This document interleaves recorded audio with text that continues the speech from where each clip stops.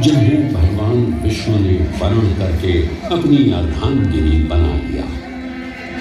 इसके पश्चात समुद्र मंथन से एक एक कर कामधेनु गाय, पारिजात वृक्ष, चंद्र, कल्प वृक्ष, अपार सुंदर अप्सराएं, गंधर्व, शंख, उच्चैःश्रवा, वारुणी एवं कौस्तुभमणि जैसे अनेक रत्न उत्पन्न हुए। लेकिन सभी को जिस रत्न की सबसे अधिक प्रतीक्षा थी, उस रत्न का निकलना अभी बाकी था। अंततः आयुर्वेद के देव धन्वंतरी अपने हाथ में अमृत कुंभ लिए प्रकट हुए। अमृत कुंभ पाने की लालसा में सुरों और असुरों के मध्य एक घमासान युद्ध आरंभ हो गया। इसी युद्ध के दौरान स्वरभानु नाम का एक असुर अमृत कुंभ को अपने अधीन कर पाताल लोक की ओर चल दिया। अमृत कलश को वापस पाने हेतु देवतागण अपने आराध्य भगवान विष्णु का स्मरण करने लगे। तदोपरांत भगवान विष्णु एक सुंदर अप्सरा मोहिनी का रूप धारण कर पाताल लोक पहुंचे, जिसे देख सभी असुर सम्मोहित होने लगे।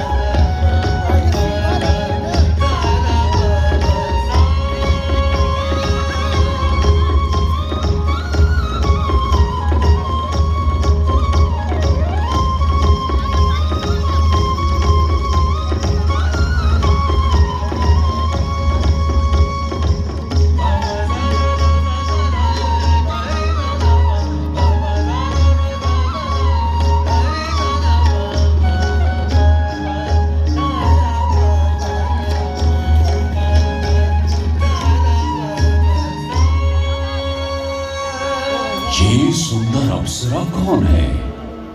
ये कहां से आई है? इसने तो मेरा मन ही मोह लिया। इसे तो मैं ही लेकर रहूंगा।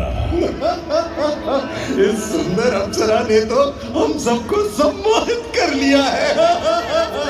हे सुंदरी, तुम कौन हो और यहाँ क्यों आई हो?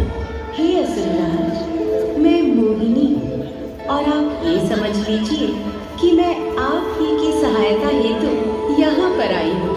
हमारी सहायता हेतु? परंतु वो कैसे सुंदरी?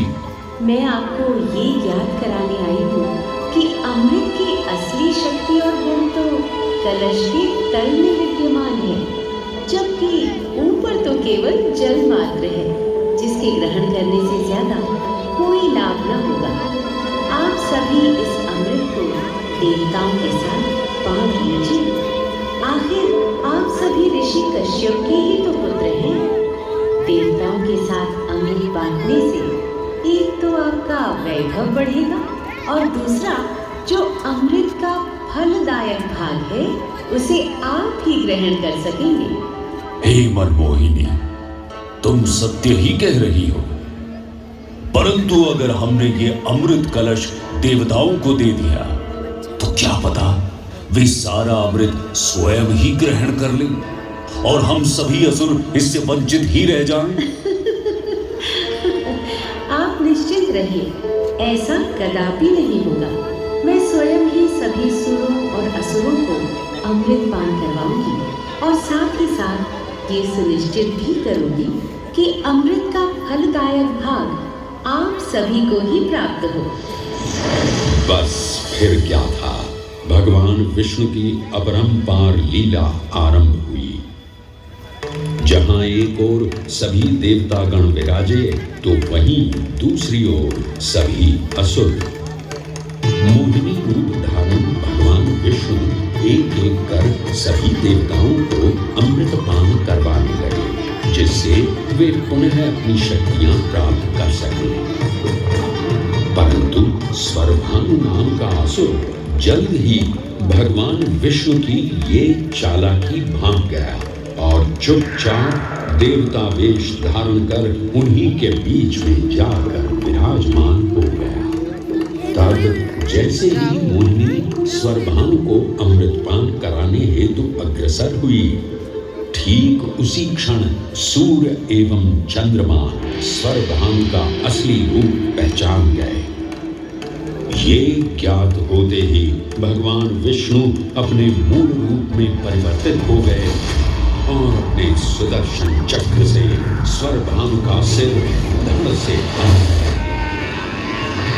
परंतु तब तक अमृत की 2 बूंदें स्वरभानु के कंठ से उतर चुकी थी, जिसके चलते वो अमरत्व प्राप्त कर चुका था। इस तरह स्वरभानु के कटे हुए सिर के भाग को राहु का नाम मिला और धड़ को केतु के नाम से जाना जाने लगा। माना जाता है कि प्रतिशोध की ज्वाला में ज्वलित राहु एवं केतु सूर्य एवं चंद्रमा पर ग्रहण लगाते हैं। इस प्रकार सूर्य और चंद्र पर ग्रहण लगना राहु और केतु का प्रतिशोध माना जाता है। भगवान विष्णु की ये लीला देख सभी असुर अचंभित हो उठे। इससे पहले कि वे कोई प्रतिक्रिया दे पाते, भगवान विष्णु के वाहन पक्षीराज